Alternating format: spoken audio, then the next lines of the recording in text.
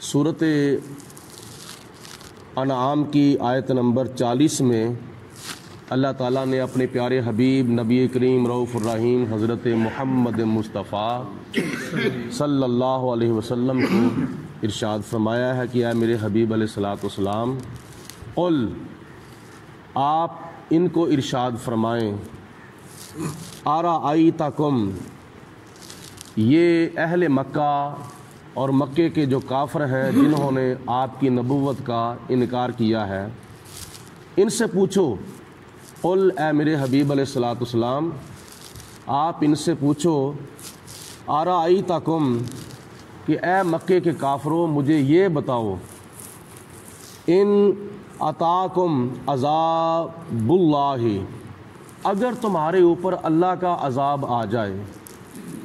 جیسا کہ پہلی امتوں پر اللہ کے عذاب آتے رہے تھے، قوم عاد پر، قوم سمود پر، قوم لوط پر، اپنے وقت کے نبیوں کی نبوت کا انکار کرنے کی وجہ سے جب پہلے نبیوں کی قوموں پر عذاب آتے رہے، تو اے مکے کے کافروں، جیسا کہ تم نے بھی میری نبوت کا انکار کیا ہے، ابو جال، ابو لہب وغیرہ وغیرہ، اگر تمہارے اوپر اللہ کا عذاب آ جائے، او اتتکم الساعۃ، یا تمہارے اوپر قیامت آ جائے، اغیر اللہ تدعون، تو کیا پھر بھی تم اللہ کے سوا کسی اور کی عبادت کرو گے؟ اللہ تعالیٰ نے اپنے محبوب علیہ الصلاۃ والسلام کو فرمایا کہ اے میرے محبوب علیہ السلام، ان مکے کے کافروں سے پوچھو، ان سے سوال کرو، ان سے دریافت کرو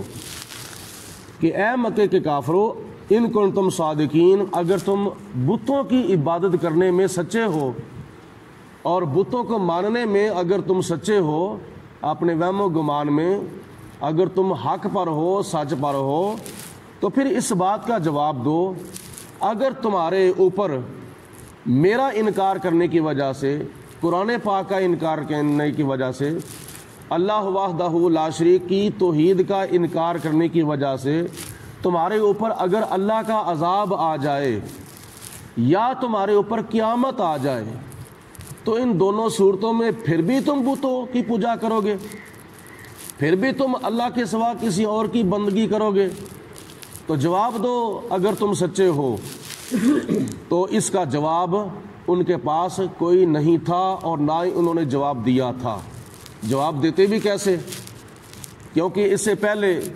اس طرح کی مثالیں گزر چکی تھیں کہ جب اللہ کا عذاب آتا تھا، ان میں سے ایک فرعون کی مثال موجود ہے قرآن پاک میں کہ جب موسیٰ علیہ الصلاۃ والسلام نے اپنا عصا مبارک زمین پر پھینکا، وہ سارے جادوگروں کی رسیوں سے بنے ہوئے سانپوں کو کھا گیا۔ موسیٰ علیہ السلام کا عصا اژدہا بن کر جب کھا گیا تو اتنا بڑا سانپ سارے سانپوں کو کھا کر پھر جب فرعون کے پیچھے لگ گیا، تو فرعون نے جب اپنے پیچھے موت کو آتے ہوئے دیکھا، اس وقت اس نے کہا تھا آمنت برب موسیٰ، میں موسیٰ کے رب پر ایمان لے آیا ہوں۔ تو یہ ایمان اللہ کی بارگاہ میں قبول نہیں ہوا تھا۔ تو اس طرح کی مثالیں گزری ہیں کہ جب اللہ کا عذاب آتا تھا، ان میں سے کئی ایسے لوگ تھے جو وہ عذاب سے بچنے کے لیے وقتی طور پر مان لیتے تھے، بعد میں پھر انکار کر دیتے تھے۔ تو اللہ فرماتا ہے کہ مکے کے کافروں، تم اس بات کا جواب دو کہ اگر تمہارے اوپر بھی اللہ کا عذاب آ جائے اور یا قیامت آ جائے، تو ایسی صورت میں بھی تم بتوں کی پوجا کرو گے، ایسی صورت میں بھی تم بتوں کے سامنے اپنا ماتھا ٹیکو گے؟ جس کا جواب ان کے پاس کوئی نہیں تھا۔ پھر خدا کی ذات بابرکات نے فرمایا میرے محبوب علیہ السلام خود ہی ان کو اس سوال کا جواب ارشاد فرما دو، اور وہ جواب یہ ہے، بل ایاہ تدعون، بلکہ تم اسی کی بندگی کرو گے جس نے عذاب بھیجا ہے یا بھیجے گا یا قیامت لائے گا، پھر تم اسی کی بندگی کرو گے اور اس کی تم عبادت کرو گے، تم اسی کو پکارو گے ایسے وقت میں۔ فَيَكْشِفُ مَا تَدْعُونَ إِلَيْهِ إِن شَاءَ، اگر وہ چاہے تو تمہاری پکار سن کر عذاب دور کر دے یا نہ کرے، یہ اس کی مرضی ہے، وہ علی کل شیء قدیر ہے، اس کے کام میں کوئی بھی مداخلت نہیں کر سکتا، لہٰذا تمہارے پاس تو کوئی جواب نہیں۔ اس کا جواب یہی ہے کہ ایسے وقت میں پھر تم اس کی بندگی جو کرو گے تو اب مان لو، اب اس کی عبادت کا اقرار کر لو، اب اس کو وحدہ لا شریک مان لو، اس کو معبود مان لو۔ پھر بھی جو تم نے ماننا ہی ہے نا، یا عذاب آنے کی صورت میں تم مانو گے یا قیامت آنے کی صورت میں تم مان جاؤ گے کہ یا اللہ تو ہی پروردگار ہے، تو ہی عبادت کے لائق ہے، تیرے سوا کوئی بندگی کے لائق نہیں، پھر جو تم نے ماننا ہے تو آج مان لو، آج تمہارے پاس وقت ہے۔ اور پھر قیامت کے دن کیا ہوگا؟ وَتَنْسَوْنَ مَا تُشْرِكُونَ، جن کی تم آج پوجا کرتے ہو، بتوں کی، لات، عزا، منات، حبل، بحیرہ، وسیلہ، سائمہ، حام وغیرہ وغیرہ، یہ تمہارے بتوں کے جو نام ہیں، تمہارے خداؤں کے، جھوٹے خداؤں کے نام ہیں، ان کی تم آج پوجا کرتے ہو نا، قیامت کے دن تم ان کو بھول جاؤ گے۔ قیامت کے دن تمہیں کوئی بت یاد نہیں رہے گا، کوئی جھوٹا خدا تمہیں یاد نہیں رہے گا۔ قیامت کے دن جب اللہ وحدہ لا شریک کی ذات تمہارے سامنے ہوگی تو پھر تمہیں کوئی اپنا جھوٹا خدا یاد نہیں ہوگا۔ تو بہتر یہ ہے کہ آج مان جاؤ،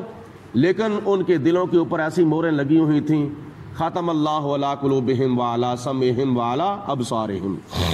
آگے اللہ تعالیٰ ارشاد فرماتا ہے وَلَقَدْ أَرْسَلْنَا، اور بے شک ہم نے اپنے کئی رسولوں کو بھیجا تھا، إِلَىٰ أُمَمٍ، امتوں کی طرف، یعنی پہلی امتوں کی طرف ہم نے اپنے کئی رسولوں کو بھیجا تھا، من قبلک، اے میرے حبیب علیہ الصلوۃ والسلام آپ سے پہلے ہم نے کئی رسولوں کو بھیجا، موسیٰ علیہ السلام کو بھیجا، ہارون علیہ السلام کو بھیجا، حضرت صالح علیہ السلام کو بھیجا، حضرت ہود علیہ السلام کو بھیجا، لوط علیہ السلام کو بھیجا، نوح علیہ السلام کو بھیجا۔ ہم نے بہت سے رسولوں کو آپ سے پہلے پہلی قوموں کی طرف بھیجا تھا، اور جب انہوں نے نہ مانا، جب انہوں نے انکار کر دیا، اپنے وقت کے رسولوں کی تکذیب کر دی، تو پھر نتیجہ کیا نکلا؟ فَأَخَذْنَاهُمْ، پھر ہم نے ان کی گرفت فرمائی،